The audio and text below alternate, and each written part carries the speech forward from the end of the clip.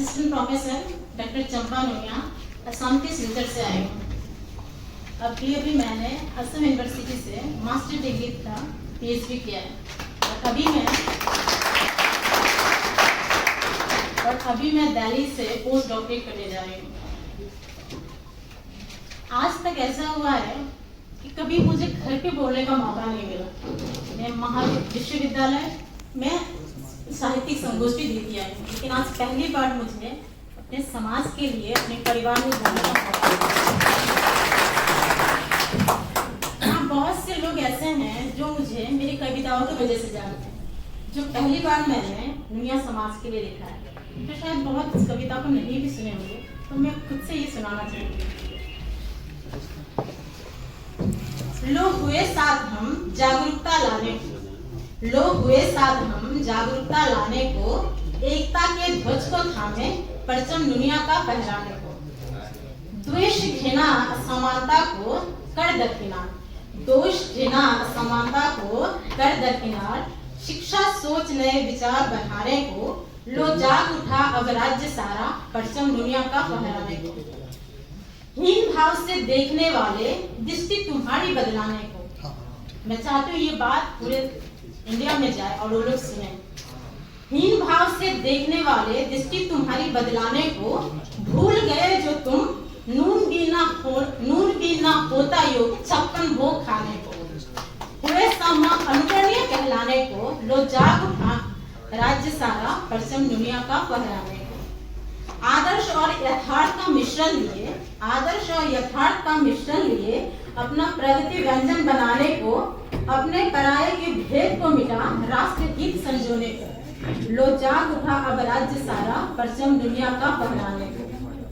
रूढ़िवाद का बाह मरोड़ कुप्रथा मिटाने को, रूढ़िवाद का बाह मरोड़ कुप्रथा मिटाने को, जनहित जन कल्याण परोपकारिता का पाठ पढ़ाने को, लो जाग उठा अब राज्य सारा परचम दुनिया का फहराने को। बुद्ध दुनिया की वीरता, शायद यहाँ बहुत कम लोग हैं जो जानते हैं। एक ऐसे भी महावीर हुए थे जिन्होंने स्वतंत्रता आंदोलन में अपनी कुर्बानी दी।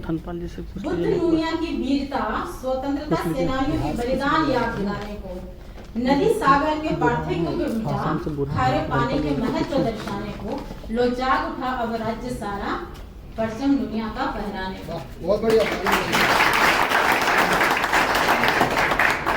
फेसबुक में आए हुए मुझे ज्यादा दिन नहीं हुए, 2-3 महीने हुए, इसीलिए मैं अभी आप लोगों से जुड़ी हूँ। मैं पहले एक्टिव नहीं हूँ क्योंकि मैं नेट यूज करती थी, लेकिन फेसबुक में मुझे टाइम पास लगता है और अभी भी काफी टाइम बिता रही हूँ।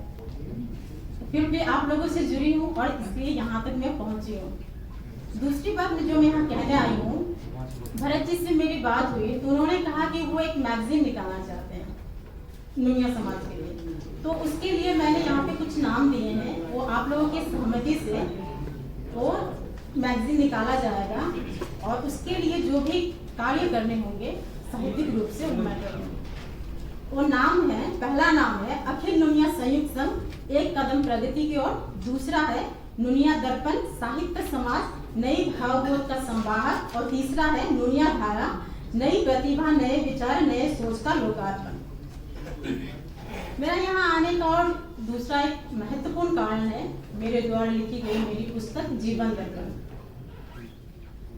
आचार्य रामचंद्र शुक्ल जी का कहना है कि साहित्य समाज का दर्पण है, तथा प्रेमचंद जी ये कहते हैं कि साहित्य समाज के आगे चलने वाली एक मशाल है। अर्थात साहित्य के बिना हम समाज का और अपने जीवन को सुचारू रूप से नहीं चला सकते।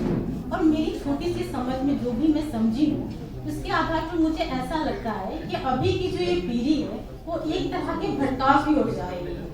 इसीलिए उनके जीवन की कुछ समस्याओं को मैंने अपने कलम के द्वारा लिखने की कोशिश की है। मैंने अपनी पुस्तक में जिन जिन बिंदुओं को उठाया है वो निम्नलिखित है। श्रेष्ठ बनने की तुलना में उत्तम बने, अपनी सही पहचान बनाए, सहना सही है पर कहना भी कई बार आवश्यक हो जाता है, निराशा में आगे की ओर और कठिन परिस्थितियों में पीछे की ओर देखें, मानव धर्म निभाएं, सब कुछ संभव है, आशावान बने, सोच बदलो समाज बदलेगा, खुद को पहचाने, जीना है तो औरों के लिए जिए, अपनी जिंदगी तो यूं ही बीत जाएगी।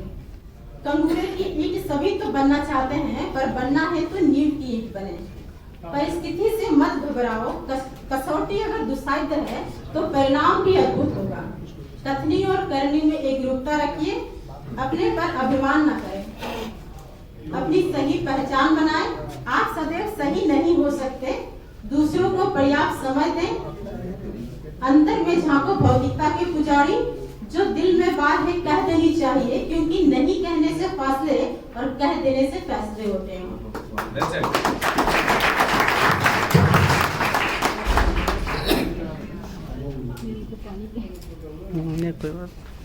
अपने पराई के मुखौटों को पहचानो, कभी भी खुद को कम मत आंको। जीवन काटने के लिए नहीं, जीने के लिए होता है। क्रोध पर अंकुश और धैर्य का दामन थामे रहो। उचित निर्णय कैसे लें, जो बोओगे वही काटोगे। अपने मन को कैसे जीते, कभी किसी को अपना आदि मत बनाओ। जो सोचोगे वही बनोगे। खुद को खुश कैसे रखें, समय का सदुपयोग कैसे करें, ना समझो मुझे अबला। ये मेरी पहली पुस्तक है। हो सकता है कि इसमें बहुत सारी त्रुटियां भी हो। मेरे त्रुटियों को अनदेखा कर मेरे विचारों को अपनाने का कोशिश करें। अगर मेरी पुस्तक से एक भी व्यक्ति सही मार्ग पर चला, उनके जीवन की समस्याएं दूर होगी, तो मैं समझूंगी कि मेरी मेहनत सफल होगी।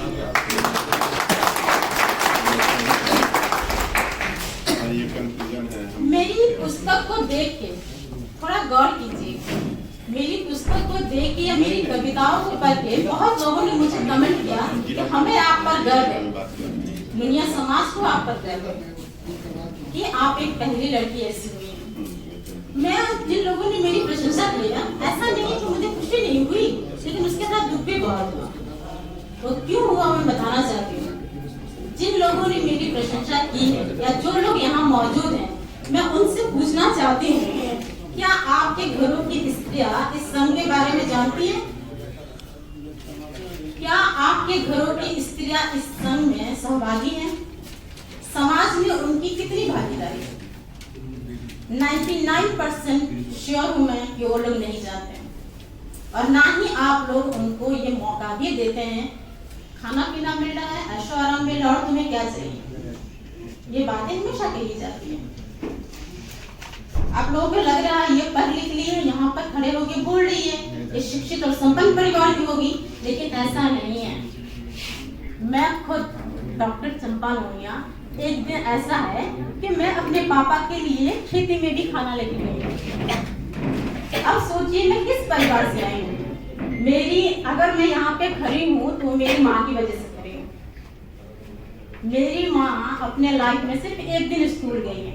वो बताती है हमें कि एक दिन स्कूल गई थी और नानी जी ने उनको पूरा गहना पहना के स्कूल भेजा था। वो चल नहीं पा रही थी, और एक दिन की स्कूल गई हुई माँ मुझे आज पोस्ट डॉक्टरेट करवा रही है। तो अगर मेरी माँ एक दिन स्कूल जाके मुझे यहाँ तक पहुँचा सकती है, तो आप लोग तो उनसे कहीं संपन्न हैं। आज आप लोगों के पास कितने सारे साधन हैं, इतनी सारी सुविधाएं। आप लोग अपने घर की बेटियों को क्यों नहीं आगे बढ़ा रहे हैं? जिसका एग्जाम्पल यहाँ पे 4 औरतें हैं जो संघ में है, हम 2 या 3 हैं, और बाकी हमारे साथ आए हैं। और बाकी कहाँ हैं? संपन्न सभी हैं, एडवांस सभी हैं, दिल्ली, मुंबई, महाराष्ट्र सभी रहते हैं, लेकिन अपने घर की स्त्रियों को आप लोग कितना इम्पोर्टेंस देते हैं? मेरी बात आप लोग बहुत ऐसे होंगे यहाँ पे विभिन्न जब भी बोलेंगे, अगर मेरी बातें बुरी लगी तो मुझे माफ कर दीजिए। मैं ये नहीं कहूँगी कि ये सच है, और मैं इसके लिए पछता भी नहीं रही हूँ और मुझे बुरा भी नहीं लग रहा। क्यों? क्योंकि वो भी हमारे साथ, उनका भी हक है। स्त्री पुरुष होने से पहले हम एक व्यक्ति हैं। व्यक्ति विशेष के रूप में हमारा क्या है, हमें क्या मिल रहा है और क्यों नहीं मिल रहा है, वो आप सब जानते हैं। आज मैं इस मंच से, ये बातें बहुत दूर तक जा रही है शायद, तो आज मैं इस मंच से केवल दुनिया समाज की बेटी को ही नहीं, पूरे भारत की बेटी को अपनी पहचान बनाने के लिए आह्वान करते हुए एक कविता आप लोगों के सामने पेश कर रही हूँ। और पुरुष प्रधान समाज से कहना चाहती हूँ लगा लो अपनी पूरी क्षमता, लगा लो अपनी पूरी क्षमता, करने को मुझे नस्ते ना हो। लगा लो अपनी पूरी क्षमता, करने को मुझे नस्ते ना हो। नहीं मैं कुंती की मान, मैं द्रौपदी की हुंकार हूँ। ना समझ मुझे अबला, मैं अर्धनारीश्वर की शान हूँ। वक्त नहीं रहा अब सतयुग का, वक्त नहीं रहा अब सतयुग का। नहीं विवश होने को मैं बोझ सतीत्व का। नहीं मैं राजा जनक, नहीं मैं जानकी राजा जनक की, नहीं मैं जानकी राजा जनक की, मैं देवी अम्बा की आन हूँ। ना समझ मुझे अबला, मैं अर्धनारीश्वर की शान हूँ। समय बदला आदर्शवाद का, समय बदला आदर्शवाद का। नहीं मूर्ति में छायावाद के दर्पण का। छायावाद के कवियों ने सिर्फ नारी को एक प्रतिमा की मूर्त बना कर दिया काल्पनिक। समय बदला आदर्शवाद का, नहीं मूर्ति में छायावाद के दर्पण का। नहीं मैं बुधिया प्रेमचंद की, मैं निराला की तोड़ती पत्थर की मांग हूँ। ना समझ मुझे अबला, मैं अर्धनारीश्वर की शान हूँ। छन्नी करने को मेरा वजूद हर भेड़िया है ताक पर। छन्नी करने को मेरा वजूद हर भेड़िया है ताक पर। नहीं मैं महादेवी की प्रतीक्षा की मूरत, नहीं मैं महादेवी की प्रतीक्षा की मूरत। मैं झांसी की अभिमान हूँ। ना समझ मुझे अबला, मैं अर्धनारीश्वर की शान हूँ। स्नेह संवेदना क्षमा भी है मुझमें, स्नेह संवेदना क्षमा भी है मुझमें। पर नहीं मैं परंपरा में जलती आग हूँ। रूरी को धर किनार, मैं बेनीपुरी की अम्ब पालितान हूँ। ना समझ मुझे अबला, मैं अर्धनारीश्वर की शान हूँ। महीने में 5 दिन वर्जित हूँ, महीने में 5 दिन वर्जित हूँ। पूरा होता ना नर जो मैं ना अर्जित हूँ। अनुकूल में चलने को संघर्ष हूँ, पर खो स्वाभिमान को मैं करने को प्रतिकूल हूँ। मैं ही तलवार की धाड़, मैं ही मयांक हूँ। ना समझ मुझे अबला, मैं अर्धनारीश्वर की शान हूँ।